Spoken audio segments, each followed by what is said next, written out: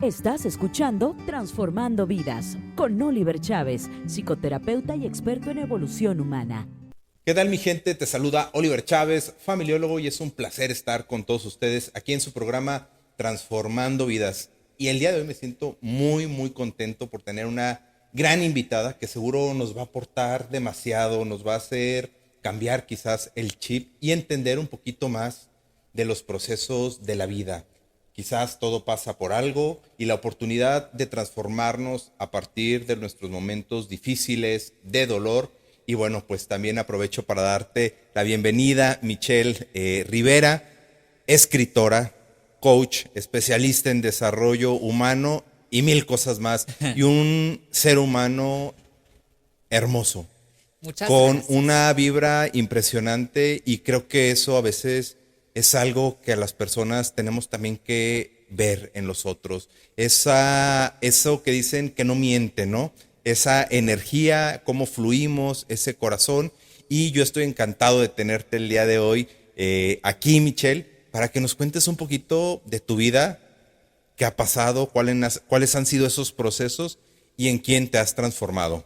Muchas gracias, querido Oliver, y lo has dicho perfecto. Creo que la gran metamorfosis que vivimos los seres humanos es lo que nos lleva a convertirnos en las personas que estamos destinadas a ser. Y conmigo la transformación comenzó desde que tengo uso de razón, porque hoy que tengo 37 años volteo a mis primeros recuerdos de vida y siento que lo que vivía y experimentaba en ese momento es lo que vivo y experimento al día de hoy.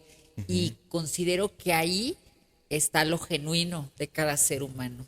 Guardar la congruencia de la esencia a lo largo de los años y a pesar de la transformación en algún nivel. Claro. ¿Cómo te das cuenta de esto? ¿En qué cosas tú ibas quizás creciendo, viviendo y decías, esto no es congruente, me está como desviando de mi camino? Fíjate que yo desde niña, desde que tengo uso de razón, me di cuenta que mi cuerpo era biológicamente masculino. Vivía como un niño normal en cuanto a que iba a la escuela.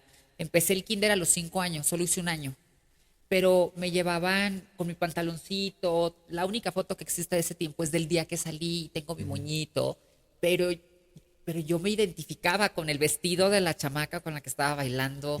Tenía unas vecinitas que tenían Barbies y me gustaba jugar con las Barbies, peinarlas. Siempre tuve la sensibilidad femenina muy desarrollada y me imaginaba que cuando creciera iba a ser una mujer alta, rubia, con mucho cabello, con unos ojos grandotes. Y también estaba muy influenciada por las caricaturas japonesas, Ok. Sailor Moon, los Caballeros del Zodiaco. Entonces, las narices pequeñas, los ojos grandes, estas diosas que yo veía y yo decía, yo quiero ser una supermujer, una superdiosa salvando al mundo con superpoderes. Claro. Siempre lo tuve en mi conciencia, pero también sabía que socialmente no era lo correcto, que religiosamente no era lo correcto y que en aquellos años ni siquiera había un término. Ahora se nos llama personas trans. Antes no. Entonces no había forma de comunicarlo, porque si no se nombra, no existe. Y desde que tengo uso de razón, también me sentí muy cerca del mundo espiritual, de los ángeles. Siempre supe y tenía muchas visiones y encuentros con seres fallecidos. Aquí están descritos en mi libro. Me acuerdo que yo le decía a mi mamá, ahí está Freddy, porque veíamos las películas de los 90 de estas de terror, Ajá. y ahí está Chucky, y mi mamá decía, no hay nada, pero siempre tuve también la parte psíquica despierta y fui vegana desde niña. Era muy difícil que yo comiera porque no me gustaban los animales, comerlos. Me Ajá. gustan los animales, tengo mascotas, pero entonces desde pequeñita fui, y dice Dani que soy un fallo en la Matrix, porque desde pequeñita hay una anécdota que cuenta mi mamá, dice que me dolía la cabeza, me querían dar una pastilla y yo me rehusé. Y les dije, no, yo voy a esperar a que venga mi mamá y me cure con telequinesis. Entonces ya había algo ahí que Dios tenía destinado para mí. Claro, ¿y cuáles han sido esos retos que te ha tocado vivir? Como tú bien lo dices, tenemos un sistema cultural de creencias que no nos deja a veces ser quien somos, y creo que gran parte de nuestro sufrimiento es por no poder ser quien Libre. somos, ¿no? En verdad. Y de repente, pues vamos ocultando cosas, de repente decimos que sí, pero en realidad pensamos que no. ¿Cuáles fueron esos retos que fuiste tú viviendo, pues desde tu niñez, tu adolescencia, al hacer esto que tú dices, pues esta metamorfosis. Fíjate que el primer reto fue el rechazo porque ahora hay visibilidad, hay apertura, hay entendimiento y probablemente gran parte de la sociedad todavía está cerrada porque si no está en su esfera no lo comprende o le da miedo y lo rechaza o de plano odia, Claro. pero en aquellos años era mucho más cerrado y pasé una niñez muy solitaria porque pues los niños no jugaban conmigo y las niñas tampoco. Aparte que mi mamá me daba mis desayunos muy saludables, siempre me perfilé así como la vida sana y ella me tejía hasta el día de hoy. Tengo dos personas que me hacen mis vestuarios, una de ellas la conociste en LIM, se llama Zulín Becerra, y mi mamá, que también me hace vestuarios y me teje al día de hoy. Entonces llevaba yo mi ropa tejida y creo que eso me hacía ver, aparte, un niño diferente, porque comía verduras cocidas, porque tenía mi ropa tejida, porque era muy modoso. No era propiamente muy afeminado en cuanto al escándalo, pero sí era de detalles. Entonces, eso hacía que me rechazaran los niños y desde entonces comenzaron los abusos físicos, verbales, sexuales, psicológicos. Y cuando estaba escribiendo el libro con todas estas historias, ahora pienso de adulta, ¿qué vivían esos niños en su casa? ¿Qué veían en su casa? Claro. Por las atrocidades que hacían conmigo y me imagino que con otros niños. Pero independientemente de este tipo de abusos y violaciones, creo que lo que más me marcó fue el rechazo. Entonces, cuando yo me entero que existía la terapia de reemplazo hormonal, tenía 12 años, pero la inicié hasta los 15. Para entonces mi familia era un caos, mis papás se llevaban mal, había muchos problemas, vida de adultos probablemente, no sé, a veces pienso que, que ellos juntos son dinamita. Ok. Entonces era muy difícil cuando ellos estaban juntos, mi papá y mi mamá se separaron cuando yo tenía 5 años. Entonces mi mamá se va a trabajar y comienzo yo un proceso de madurez temprana. Ahora que voy a hablar con los jóvenes a las preparatorias, siempre les digo, vivan sus etapas, no se adelanten a nada. Se los dice alguien que vivió muy rápido, muy rápido. Entonces, desde pequeñita empiezo con el autocuidado, la supervivencia y a tener que defenderme también de los comentarios, las agresiones, los abusos en general. Pero cuando cumplo 15 años, me decido a iniciar la transición de género. Me tuve que ir de mi casa porque, te digo, no existía, no se nombraba. Y antes era incluso bien visto que los papás rechazaran a sus hijos. Era mejor visto a que los acogieran. Claro. Entonces me fui a la calle y en la calle conocí pues lo que se conoce en la calle, en la vida nocturna, la adicción al alcohol, a la droga, el trabajo sexual, la calle como tal, los arrestos, las golpizas, las relaciones tóxicas. La calle, no sé ahora, pero en aquellos años era muy dura porque había que cuidarse de todo y de todos, y más claro. a esa edad, a los 15 años. Y aparte no hay soporte de nada, no tenía documentos de nada, mucho menos una INE, ni dinero, ni red de apoyo, ni grupo terapéutico, ni estudios, nada. Pero creo ahora que eso me dio la fortaleza que necesitaba para continuar. Sin embargo, insisto, siempre insisto, y a veces se me acercan papás y me dicen, mi hijo tiene 15 años y dice que quiere ser, y yo les digo, llévenlo a terapia, denle apoyo, háganle entender y no le permitan que se adelante. Hay un gran debate con respecto a las infancias Claro. trans. Creo que existen, pero porque yo estoy consciente y coherente, pero creo que se requiere un proceso largo para poder iniciar una transición.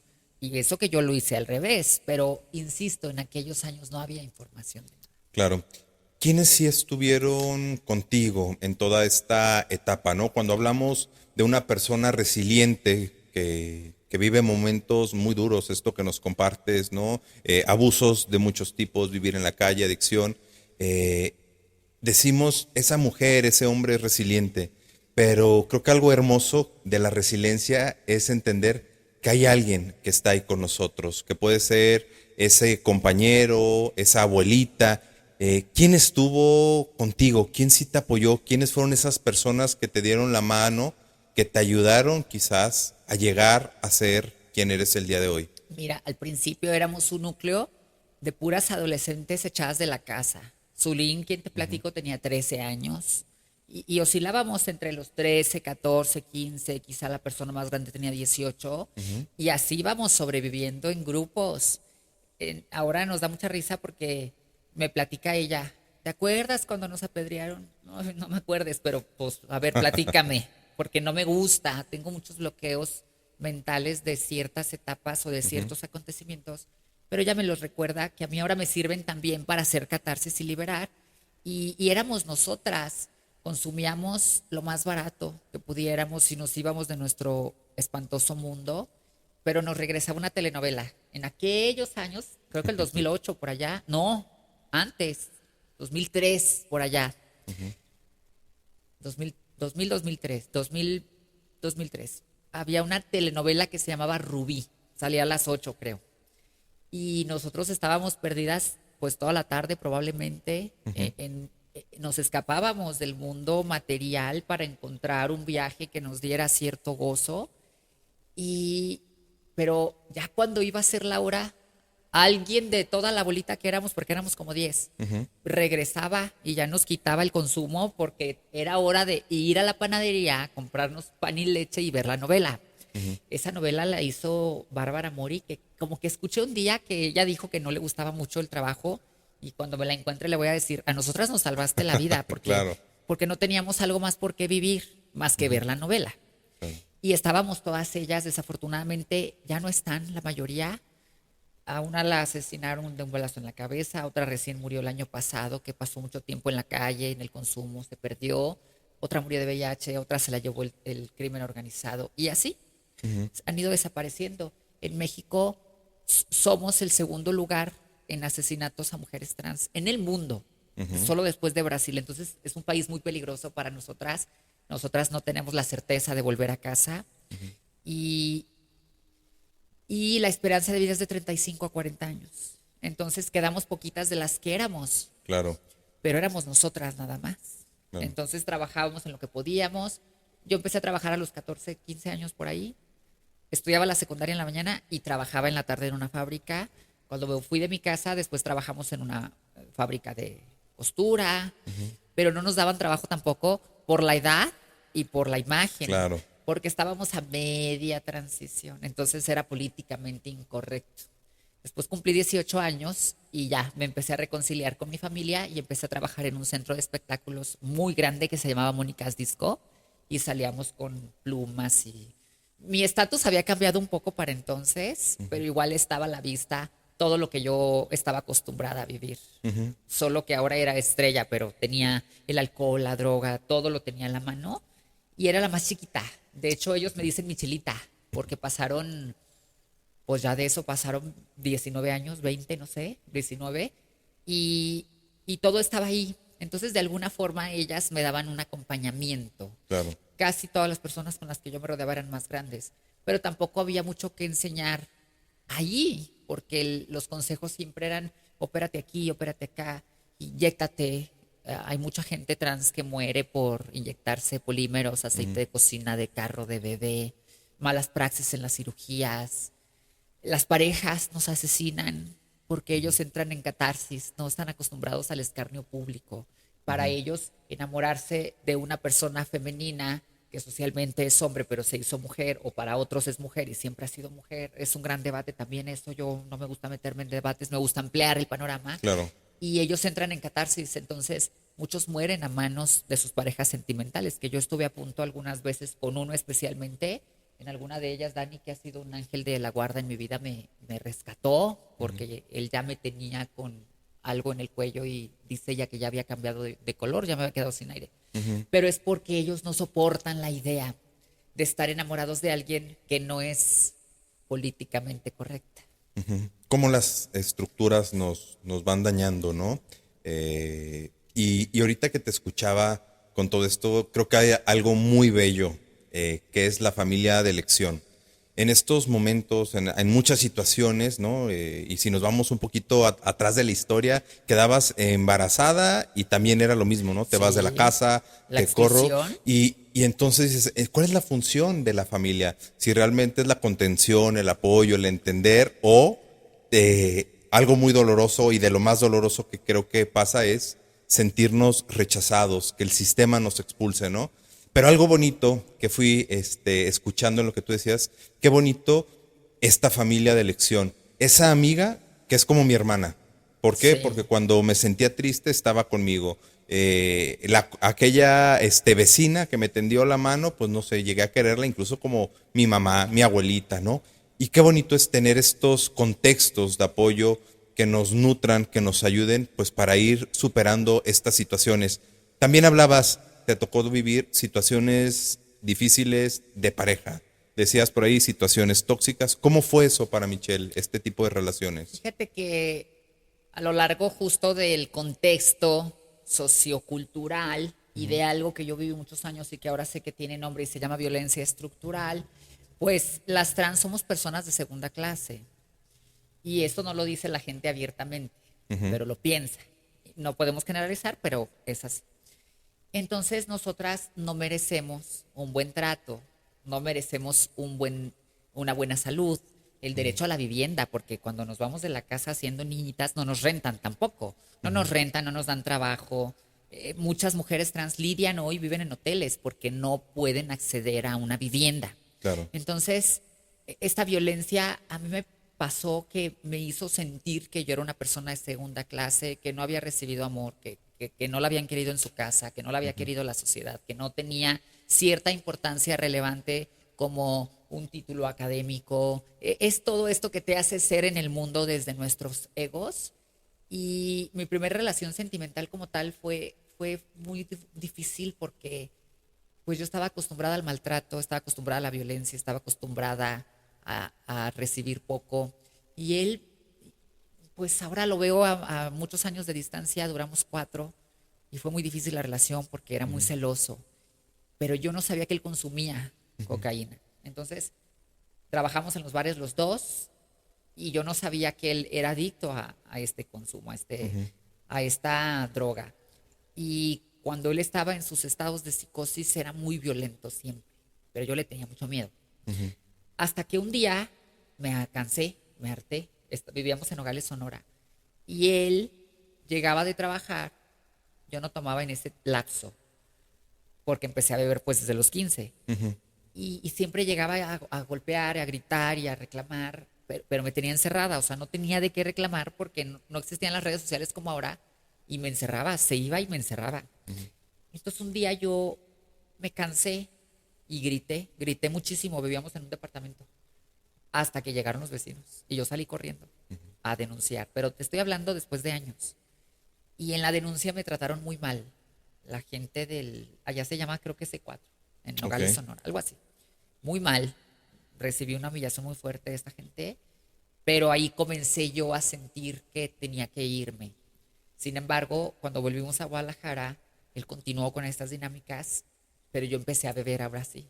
Y ya en el alcohol eran pleitos muy fuertes, situaciones muy difíciles que ahora veo en la distancia y digo, bueno, pero estuvieron ahí las señales siempre, solo que yo no las vi. Y aparte era lo único que había. Y con él vivía violencia física y verbal y psicológica, pero no tan fuerte. Sin embargo, fue muy difícil deshacerme de él porque no sé si estábamos en un tipo de obsesión, de esa de que no te vas, porque si te vas yo me muero. Sobre todo él. Creo que pasó que yo empecé también ya con cirugías y a cambiar y me convertí en una estrella de donde yo trabajaba y él se fue quedando. Entonces creo que también sintió que quien se estaba yendo era yo, pero ya nos peleábamos en la calle, fuera del bar donde yo trabajaba. Eran muchas situaciones complicadas. Lo que sí vi, sí sabía que estaba en una relación que no era sana, pero no sabía cómo irme, porque tampoco tenía la cultura de la terapia. Y para entonces ya conocía a Dani, que ha estado conmigo por muchísimos años. Hemos caminado ahí a tiros y tirones juntas. Y ella también me sirvió mucho de apoyo, pero fue complicado. Y creo que si yo hubiese tenido la estructura de la familia, el núcleo de los amigos, pues Esas redes, ¿no? hubiera salido a tiempo con una red de apoyo. Pero bueno, no había y no hubo, y ahora en la distancia es lo que puedo ver. Pero mi siguiente relación fue casi lo mismo, pero como 100 veces más. Ok. Porque este otro ya me mandaba al hospital de las golpizas, eran heridas muy fuertes que hacía. En mi casa había mucha sangre continuamente. Y el primero no tenía tanto el rollo de tú eres hombre, Ujú. pero este segundo sí. Entonces también con adicciones era muy infiel. Para él reafirmar su masculinidad era andar con muchas mujeres. Y yo me ponía histérica porque no sabía compartir. Tal vez si él me hubiera dicho, así va a ser nuestra relación, yo hubiera decidido, pero no decía eso. Entonces, con él todo lo negativo que había vivido en mi vida se reforzó muy fuertemente y, y para deshacerme de la relación intervinieron terceros al grado de que llegó un momento, porque yo siempre andaba golpeada con los ojos morados, abiertas, con costuras, mi casa llena de sangre, mi casa en donde viviera, porque nos corrían los amigos, las infidelidades. También era un contexto muy denigrante, muy deprimente, pero yo pensaba, pues es lo que me merezco. Pero él sí me daba mucha psicología inversa. Ok. Me decía, estás sola. Y yo decía, pues sí es cierto. Nadie te quiere, pues sí es cierto. Nada más yo estoy contigo. Pues sí es cierto. Ahora me da risa, pero era una situación tan difícil que yo pensaba solo matándolo, o él a mí. Y yo creo que él pensaba lo mismo, aunque no nos lo decíamos abiertamente. Y un día lo encerré, se quería ir, siempre se iba. Él tenía mucho el impulso de irse. Y yo con mis heridas de abandono, de que mi papá se fue cuando yo tenía 5 y mi mamá se fue a trabajar y me fui de la casa a los 15 y no tenía familia. Y lo encerré y aventé la llave por el balcón, cuarto piso vivíamos. Y nos quedamos ahí 24 horas, ahí, a ver quién iba a deshacerse de quién. Pero para terminar la relación, hubo una persona que me dijo que tenía cierto poder, no sé en dónde ni con quién, que si quería que nos deshiciéramos de él. Y yo ya muy cansada, justamente en el último pleito que estaba ahí Dani, que si no es por ella me mata, nos encerramos en el baño, ella y yo, y le hablé a esta persona. Llegaron, mucha gente llegó por él, tumbaron la puerta. Fue algo que después cuando vi la puerta, porque tuve que regresar al departamento a entregarlo, teníamos 15 días viviendo ahí.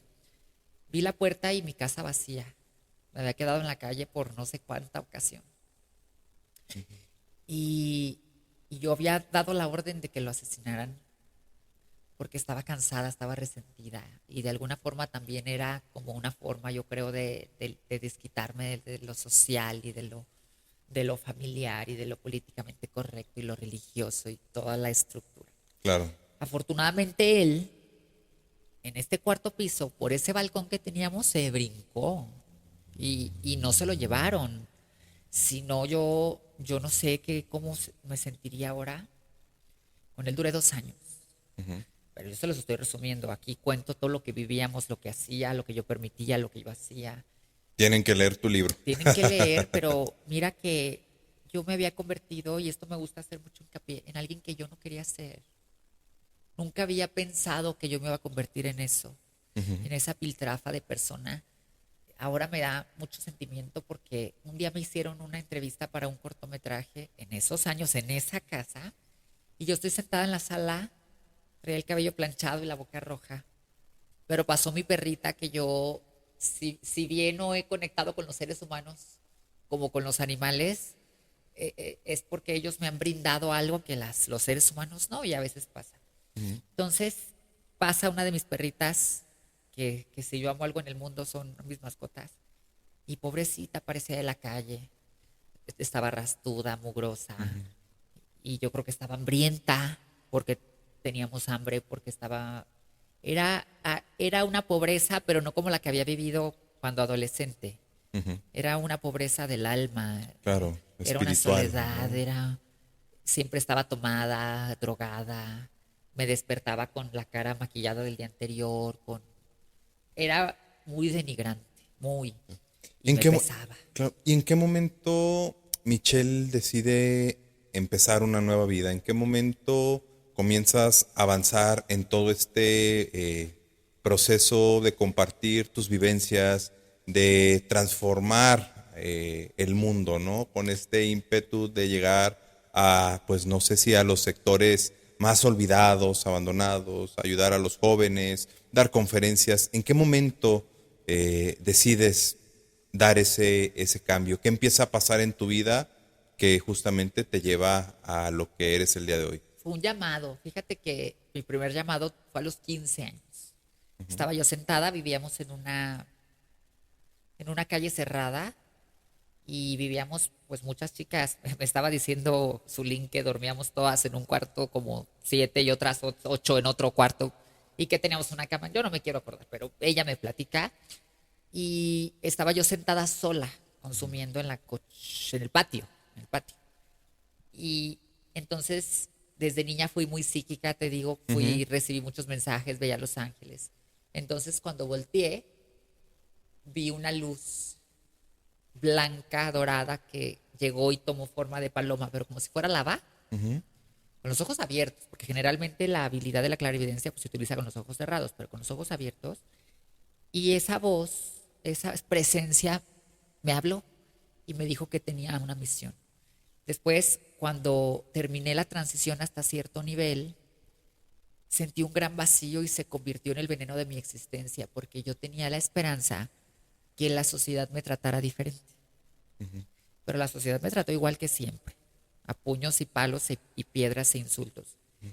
Y sentí mucha tristeza porque me esmeré en conseguirlo. Claro. Y quería que me quisieran y quería que me aceptaran.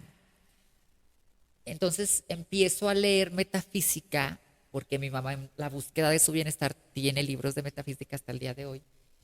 Agarré un libro, lo empecé a leer al principio, no me hizo sentido, pero luego lo abrí aleatoriamente y sentí que lo que decía el libro era lo que yo necesitaba escuchar. Y el psiquismo, que de momento estaba lento, se había aquietado un poco en la adolescencia. Te estoy hablando que yo tenía como 21 años por ahí, 20, 22. Ok. Entonces empiezo a leer libros de ángeles, de metafísica, espiritualidad, de Connie Méndez, de Saint Germain. Y regresa la habilidad de ver presencias, de escuchar. Le veía el obra a la gente. Pero no sentía que todavía que tenía que hacer algo diferente. Estaba muy inmersa en mi personalidad, en mi ser humano de segunda y tercera. Pasaron los años, empecé a tener revelaciones claras en ese tiempo que decían que tenía una misión e instrucciones de cómo hacerlo. Pero yo decía, ¿cómo yo? O sea, después de lo que he sido, mi mente me dice que yo no tengo derecho a nada. Claro. Empecé a negar la misión y mi vida empeoró. Que fueron estos, de cuando, bueno, me hago así porque tengo una cicatriz aquí de esta segunda pareja. Y en ese lapso, cuando empecé a vaciarme de lo poco que tenía yo en el fondo, le dije a una mujer que es otro de esos ángeles terrenales que yo tengo, se llama Patti Sandoval, que yo estoy mal, yo me siento muy mal. En este tiempo Dani y yo estábamos un poco alejadas, porque cuando una persona como yo cae más bajo cada día, pero se aferra a caer más bajo cada día porque no conoce otro modo de vivir, no sabe cómo dejar las adicciones, porque está aferrada a que alguien la quiera, pues tus seres queridos se tienen que ir. Y ella estaba conmigo en esos días, entonces yo le dije a Pati, yo necesito amor, pero no quiero ir a que me digan usted está mal, porque yo sé que estoy mal, necesito algo más grande. Y me dijo, mi psicoterapeuta es muy espiritual, su acompañamiento es de esta forma, y me llevó.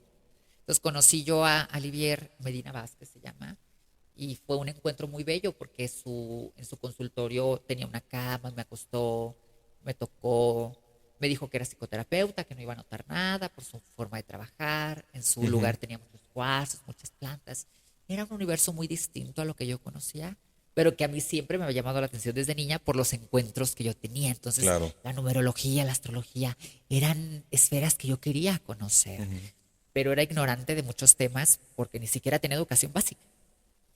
Y ahí empecé a vivir, a tener vislumbres de una vida diferente. Días antes había ido a una psicóloga y la mujer me barrió y me trapeó, me dijo que yo nunca iba a ser feliz, que la gente como yo no es feliz, que no conocía el amor, que ni mi mamá me quería, me dijo la vieja cabrona. me dijo que mejor era que yo tuviera una doble vida. Me dijo muchas incoherencias. ¿Y sabes qué es lo peor? Que ella es muy reconocida. Escribe libros y tiene una clínica grande. En aquellos años la tenía en la Colonia Moderna. Fui martes y mi vida estaba en el hoyo, yo estaba en el hoyo. Y todavía le dije, yo no vine a que usted me maltratara, me han maltratado toda la vida. Y me dijo, aparte ustedes siempre se enojan. Yo creo que ella tiene un gran resentimiento con alguien que le hizo algo de la comunidad LGBT porque todo lo que dijo era odio. Pero conocí 2 días después a Olivier, después me invitó a constelaciones familiares. Y es que creo que aquí hay algo muy bonito, ¿no? Cómo el amor nos sana, cómo el amor nos cura, ¿no? Y hay muchos teóricos que hablan de esto, ¿no? Que todas las psicopatologías tienen que ver con esto, con la negación sistemática del amor, ¿no? Y cuando Sí. empezamos a conocer el amor, cuando nos sentimos respetados, valiosos, creo que todo empieza a cambiar. Y escucho en tu historia un poco esta parte, ¿no? Cuando me siento reconocida, respetada, vista, amada, valiosa, empieza ese cambio de transformación para Michelle, ¿no? Justo pasó eso, que Olivier me miró. Pero aparte era una desconocida. Pues yo estaba acostumbrada a que Dani estuviera conmigo, pero yo no sabía querer, ni que me quisieran.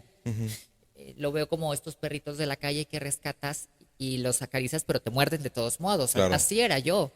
Y Olivier me miró, me habló del amor y empezamos a constelar. Me acuerdo que mi primer constelación, trabajamos con mi papá, que en este momento está moribundo, está en los últimos momentos de su vida, y yo no sé cómo sentirme, porque se fue cuando yo tenía 5, y después Claro. a los 20, a los 15 tampoco estuvo, o sea, no ha estado. Pero a través de la constelación y de la terapia sistemática empezamos a darle orden a mi sistema. Y fue donde yo empecé a tener pertenencia y empecé a ocupar mi lugar.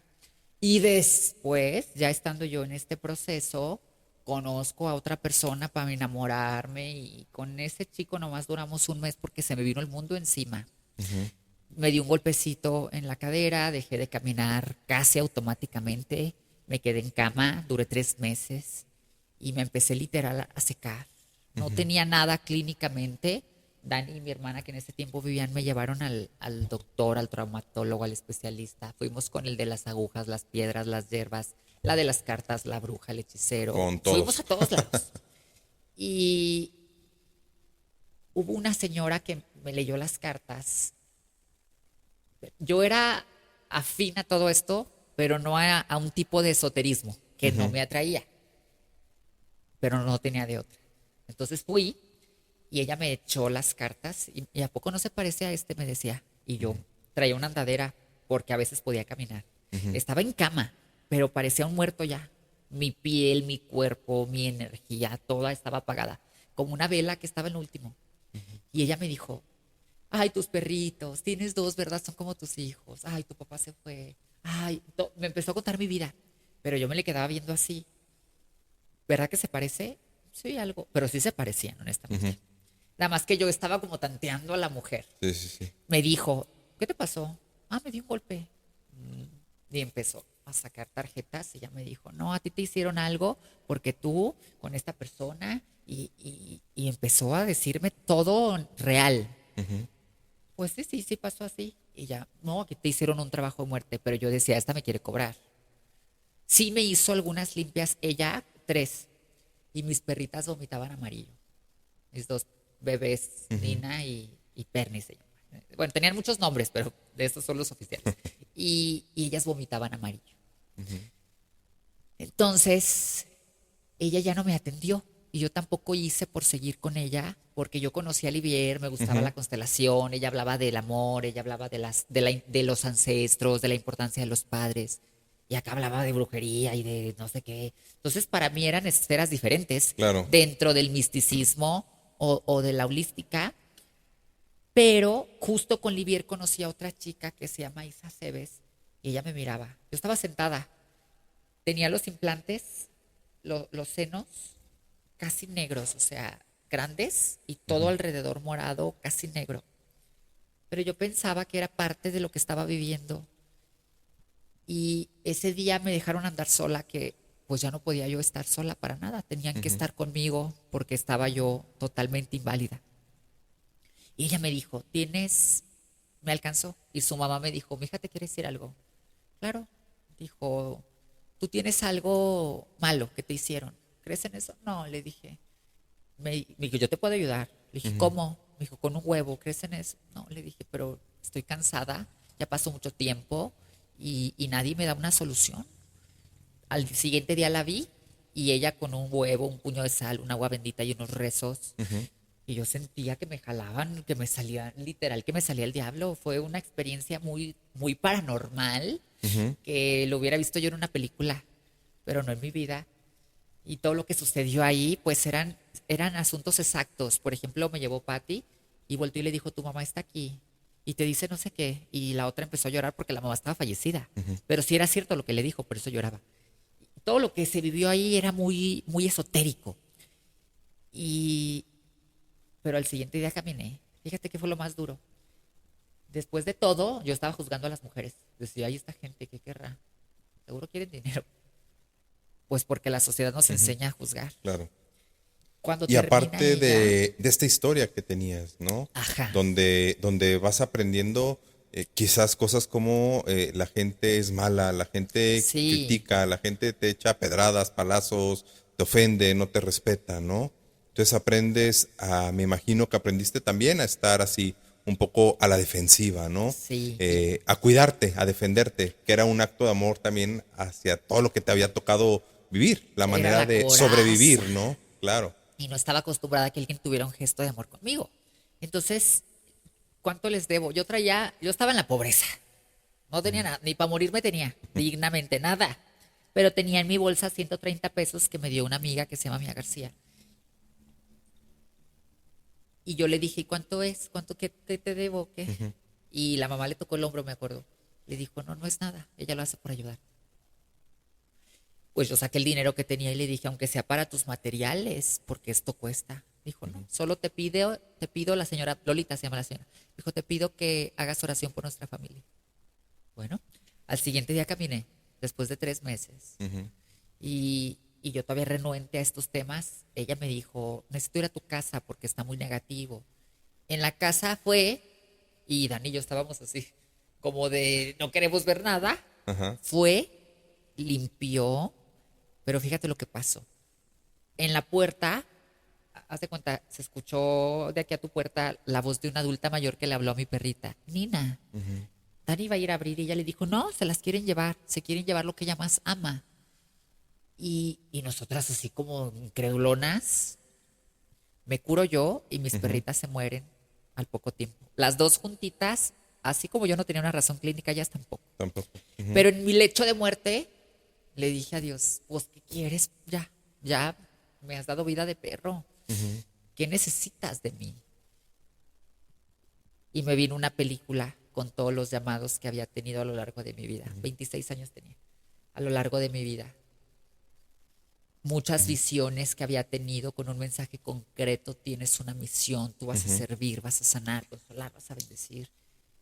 Y le dije, está bien, nunca he vivido bien, no sé qué es de lo que me hablas, pero si me quieres llevar, llévame. Estoy lista, yo no tengo nada que hacer aquí. Y eso se lo había dicho otras veces yo cuando tenía visiones y llegaba la luz y la luz me decía, tienes una misión, un servicio. Le decía, déjame quedar aquí, yo no tengo nada bueno en el mundo, ni gente, ni trabajo, nada, aquí estoy bien. Y él decía, vuelve. Entonces yo regresaba en estas visiones que duraron años. Y esa vez me dijo lo mismo y le dije, está bien. A los días conozco a esta chica. En cuanto me paro, voy con Livier. A ella la conocí, con ella fui un domingo. Al siguiente día, lunes, me paré después de 3 meses en cama. Fui con Livier y le dije, estoy respirando gratis, Livier. Tengo algo que hacer y voy a hacer lo mismo que tú, acompañar a las personas. Y ahí Y ahí empieza empezó. este proceso, esta nueva Michelle Ahí empezó de ya luz. en forma, porque tenía años que entraba y salía. Leía, pero luego me emborrachaba y se me olvidaba lo que había leído. Entonces, fueron años en este Encontrar, intervalo. Pero ya aclarar. con ella empecé en forma el proceso fuerte y me empecé a preparar para el acompañamiento y empezó a llegar la gente, la terapia, luego los cursos, luego la tele, luego el libro y fue hasta el día de hoy.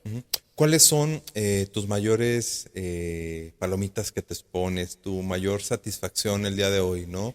De primero honrar tu vida, ¿no? Todos esos momentos muy difíciles, aparte continuos, diversos, ¿no?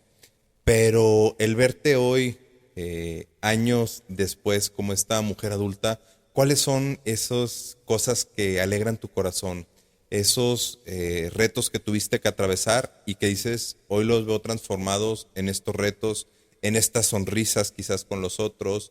¿Cuáles son esas cosas que te quedan en tu corazón de este proceso que tuviste? Fíjate que tengo mucho bueno y hermoso que contar porque cambia uno y cambia todo, ¿verdad? Ahora me Ujú, encuentro gente claro. maravillosa para donde quiera que voy, como tú, como mucha otra gente, pero lo que más me admiro o admiro en mi proceso es que no dije que no, en Ujú, cuanto a que sabía que quería hacer una transición de género y el mundo se me puso en contra y dije, lo voy a hacer.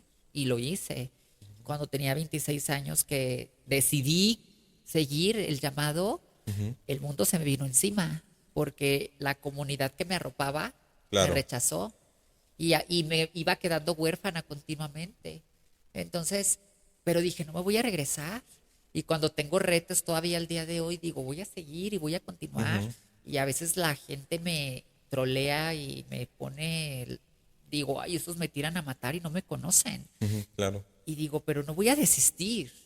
Entonces, las palomitas que yo me pondría a mí misma son el haber tenido la resistencia, la persistencia y la resiliencia de seguir a pesar de que a veces parece que el mundo está en contra.